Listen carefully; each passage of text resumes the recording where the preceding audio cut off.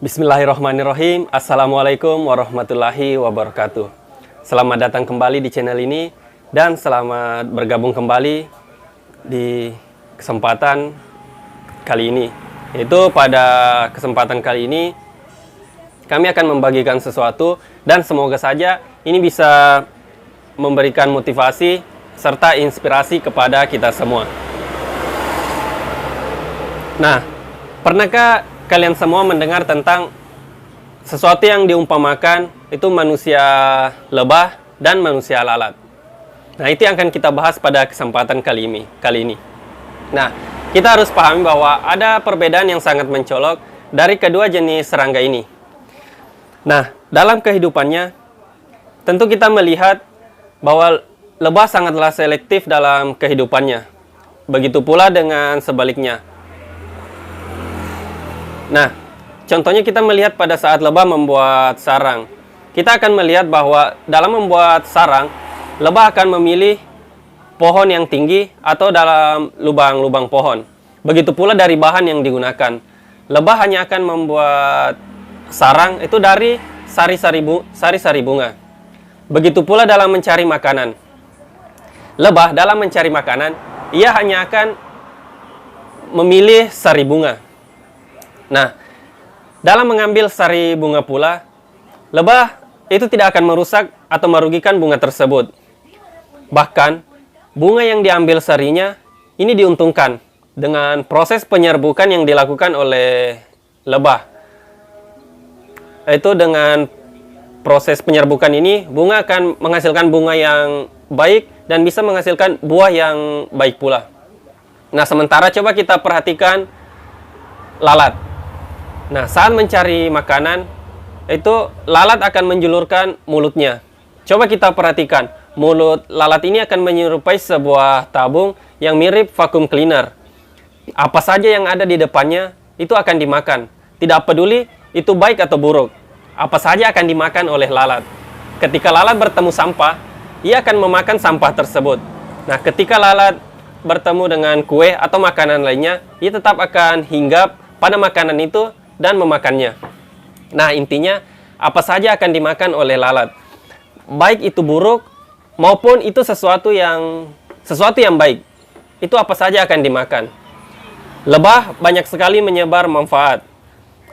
Lebah bisa menghasilkan madu yang bisa menyembuhkan penyakit serta menyehatkan badan. Coba kita perhatikan. Ada ayat yang menjelaskan tentang lebah, di mana bunyinya, dari perut lebah keluar minuman atau madu yang bermacam-macam warnanya, di mana di dalamnya terdapat obat yang bisa menyembuhkan bagi manusia. Nah, ini salah satu ayat yang menjelaskan tentang bagaimana manfaat dari seekor lebah. Dari ayat ini kita harus pahami, jika lebah banyak menyebar manfaat, kita bisa melihat sebaliknya pada lalat. Setiap makanan atau minuman yang kemudian dihinggapi oleh lalat itu akan mengandung bakteri penyakit yang bisa merugikan bagi manusia.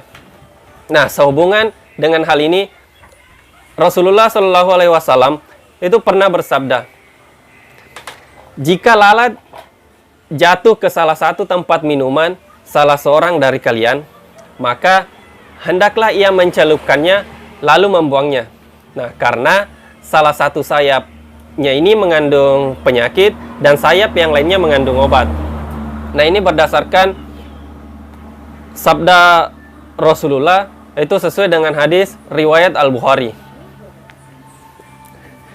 Nah, dari sini atau dari hadis ini kita bisa memahami bahwa lalat bisa menyebarkan penyakit kepada manusia. Tetapi kita juga harus pahami bahwa seburuk-buruknya lalat, tentu ada pula kebaikan dari lalat tersebut. Nah, manusia yang diibaratkan seperti lebah adalah manusia yang sangat selektif dalam hidupnya. Sehingga manusia yang diibaratkan manusia lebah ini itu bisa menebarkan banyak manfaat di lingkungan sekitarnya. Nah, jika lebah selektif dalam memilih makanannya, manusia pula harus selektif dalam memilih pikirannya. Nah, kemudian muncul pertanyaan, mengapa harus pikiran? Mengapa manusia harus selektif dalam memilih pikirannya?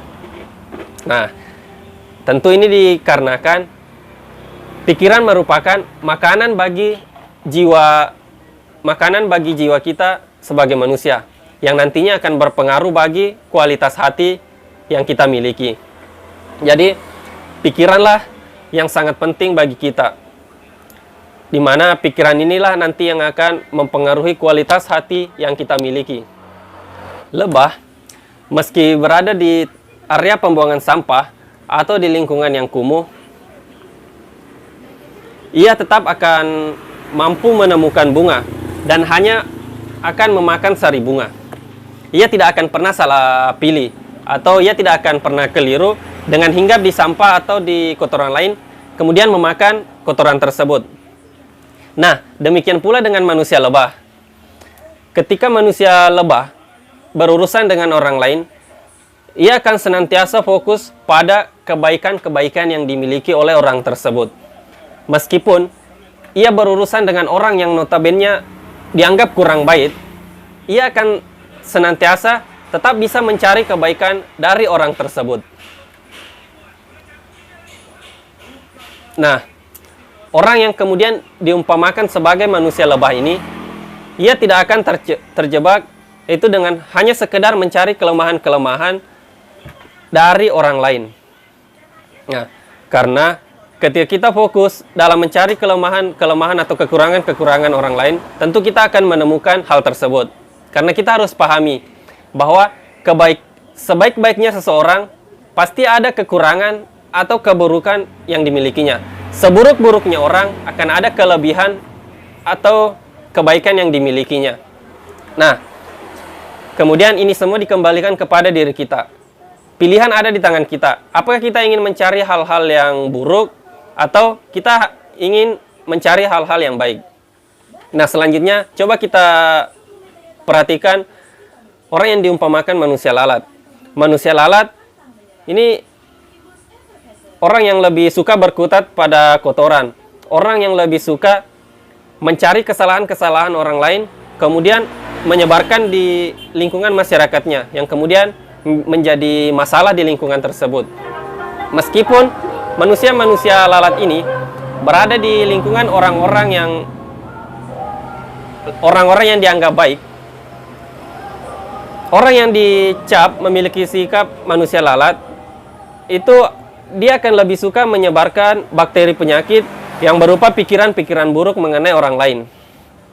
Nah, manusia lalat itu akan senantiasa memberikan pikiran-pikiran yang buruk, karena ia tidak selektif dalam memilih pikiran. Ia tidak begitu selektif dalam memilih makanan untuk jiwanya, yaitu ia tidak hanya memikirkan pikiran-pikiran yang baik, tetapi ia selalu memikirkan pikiran-pikiran yang buruk, sehingga sesuatu yang menjadi makanan untuk jiwanya itu merupakan pikiran-pikiran yang buruk pula. Nah, karena ia selalu mencari kelemahan-kelemahan orang lain. Nah, tentu ini semua dikembalikan kepada diri kita. Apakah kita ingin bersikap layaknya manusia lalat, ataukah kita ingin bersikap layaknya manusia lebah? Nah, hidup adalah pilihan kita. Kita yang kemudian menentukan arahnya. Bagaimana kita bersikap dalam hidup ini. Kita yang memilih apakah kita ingin makanan untuk jiwa kita itu pikiran-pikiran yang baik, atau makanan untuk jiwa kita itu adalah pikiran-pikiran yang buruk. Itu semua tergantung dari pilihan kita. Nah, semoga apa yang kami bagikan pada kesempatan kali ini bisa memberikan motivasi serta inspirasi dan tentunya bermanfaat untuk kita semua. Jadi, terima kasih telah mengikuti video ini sampai selesai. Sampai ketemu di pembahasan atau di video-video kami yang berikutnya. Assalamualaikum warahmatullahi wabarakatuh.